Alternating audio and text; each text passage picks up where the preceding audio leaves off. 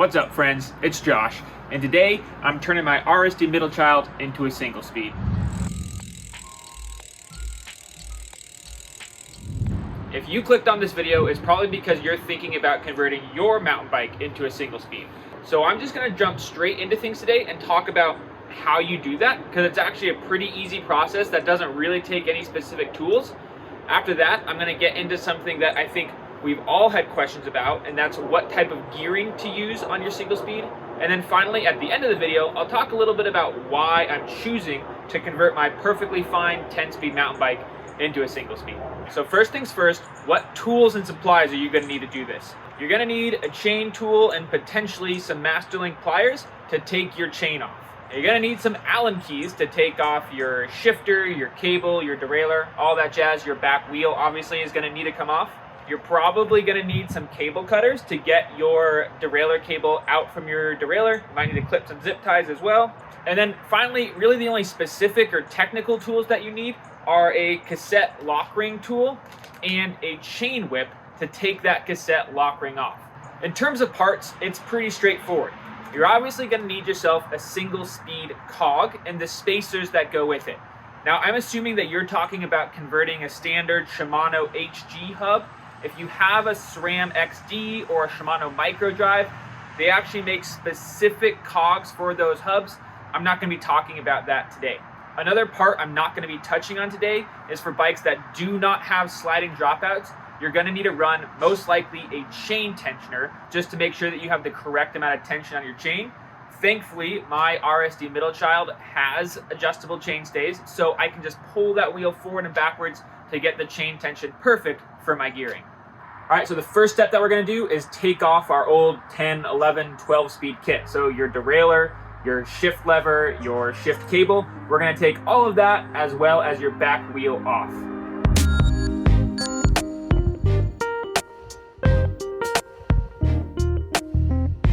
Now, you're probably wondering why I have my wheel on top of a trash can.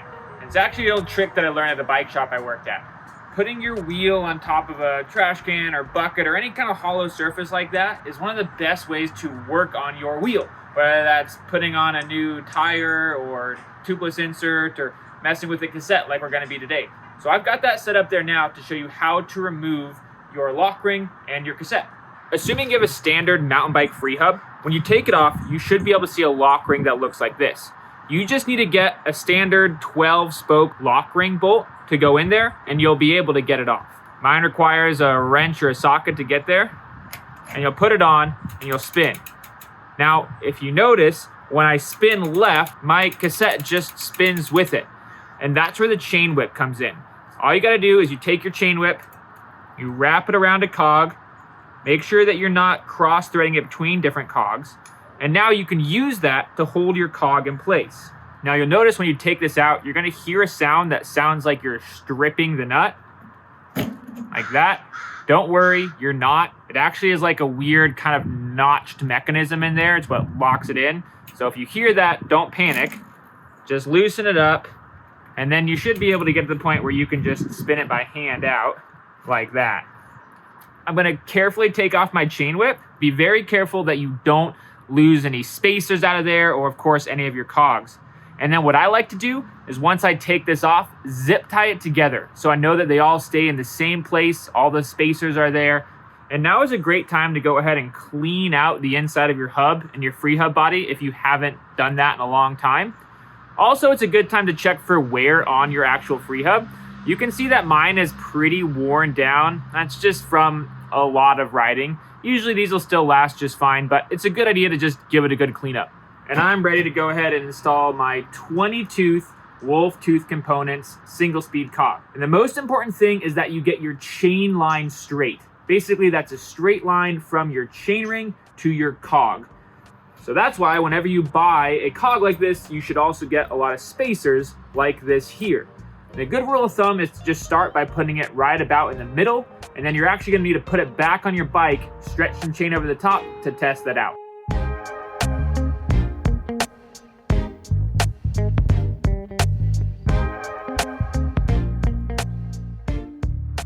One thing I forgot to mention about single speed cogs is that they're omnidirectional. So it doesn't matter which side is facing out or forwards or backwards. So you can just go ahead and put that on either way, and then you can actually flip it to help with wear. So I just went in and put this on just kind of finger tight, because right now we're gonna go ahead and test our chain line. There's a good chance we're gonna have to go back and kind of move some of those spaces around. So there's no need to torque it up right now. Well, it looks like I might have lucked out and gotten it perfect first go.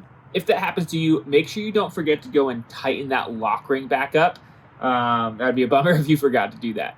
Once you have that lock ring tightened up, you can go ahead and shorten your chain. Now, again, for me, I have sliding dropouts here, so it's gonna be a lot easier. I'm not gonna have to worry about setting up a chain tension or anything like that. So if I look here, I can see that when I bring the dropouts in just a little bit, that link right there should work perfect. So I'm gonna cut the link there and then use my master links to put it back together. Now, the really cool thing I mentioned before is that this frame has sliding dropouts. So I can actually use these chain tensioners to adjust my dropout and therefore tighten my chain and not have to run a chain tensioner. Another thing that's gonna let me do is change my cog size. So again, I have a 20 tooth in here right now, but I've also purchased an 18, 16, and 14 for different trails and conditions and as my fitness increases. And I'll be able to change that out without changing the length of my chain. So like you can see here, I've got a lot of slack on this chain, but I'm gonna go ahead and use these chain tensioners to pull this dropout back, which is the way I've decided I wanna set it up based on the chainstay length testing that I did in my last video, which if you haven't watched, you should go ahead and check that out now. You don't want your chain so tight that you can't put any pressure on it. It's gonna put unneeded friction and it's gonna cause your components to wear down more quickly. But you also don't want it so loose that it's gonna be slapping against your chainstay or falling off your cog. So where you can just have a little bit of wiggle room like that, that should be perfect. So just like that, we've now converted my Middlechild to a single speed. Now, before I go inside and talk to you guys about gear ratios, I'm gonna do a real quick test ride, make sure everything's riding good. And I'm actually gonna head inside because it is starting to drizzle a little bit out here.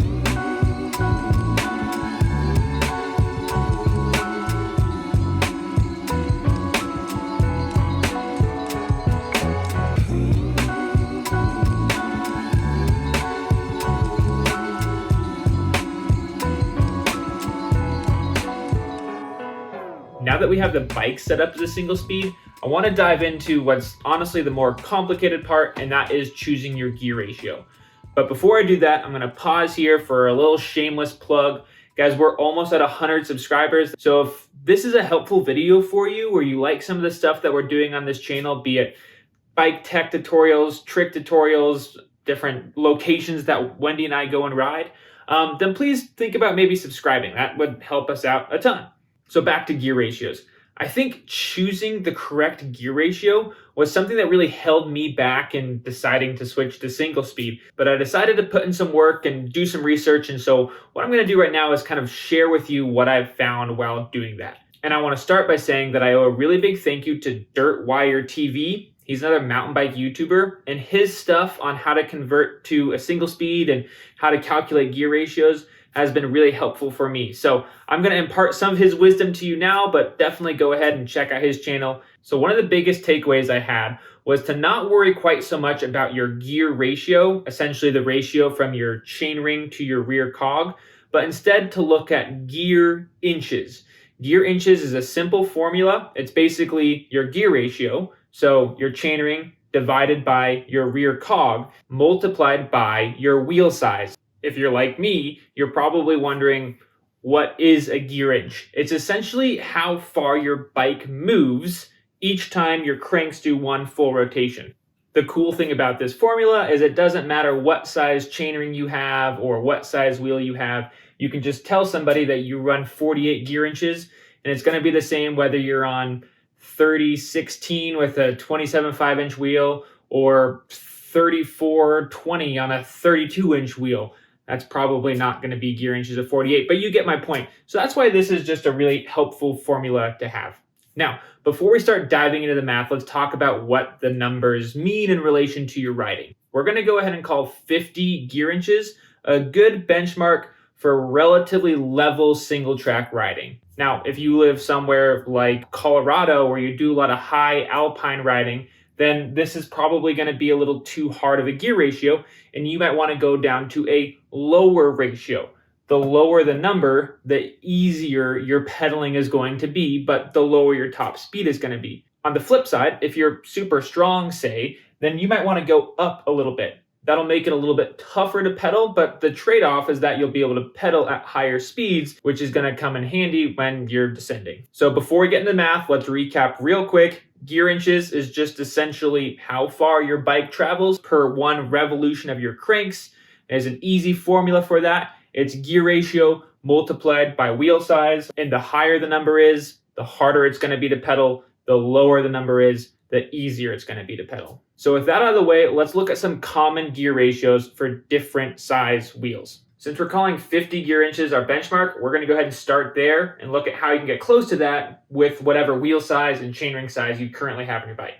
So starting with 27.5 with a 30-inch chainring, what we'll do is we'll take our chainring size, 30, we'll divide that by the cog, 16, and we'll multiply that by 27.5, and we get 51.6. Now that's obviously going to be a little bit on the tougher side, so you could go up to 17, 18 tooth if you had that 30 tooth chainring. Let's try one with 29-inch wheels.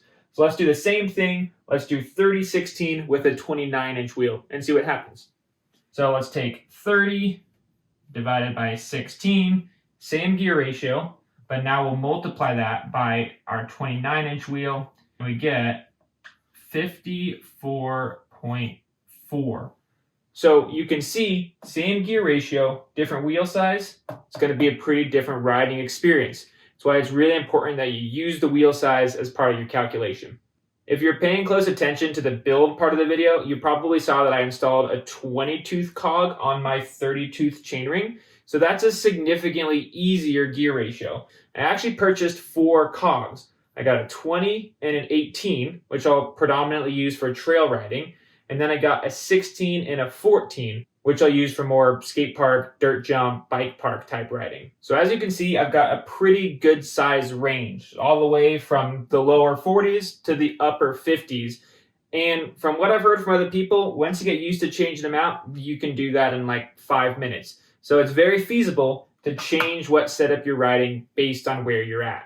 And at this point, I'm sure a lot of you are wondering, all right, Josh, you've got all these different cogs here that you bought. You're planning on switching between them. You know, they make this thing called a derailleur, and you can just switch your gears by pushing a button. And I get that. And one-by drivetrains are awesome. But to be honest, the main reason I'm wanting to do this is I love experimenting with bikes and trying new things. I think it's a lot of fun. And I've always had a bit of a fascination with single-speed riders. First time I ever saw that was when I was, I don't know, like 8-10 years old at some of my dad's cross-country mountain bike races. There'd be dudes there on single speeds, and they always were super strong and super badass, and I guess I've just kind of had an infatuation with it ever since then. Another reason why I'm choosing to switch to single speed now, at the time that I'm making this, it's December 1st. So the snow is here, the rain is here, it's kind of crappy weather. So with that, for one, there's a lot of mud and junk on the trail that's getting kicked up into our drivetrains, and it takes a lot of work to keep them clean.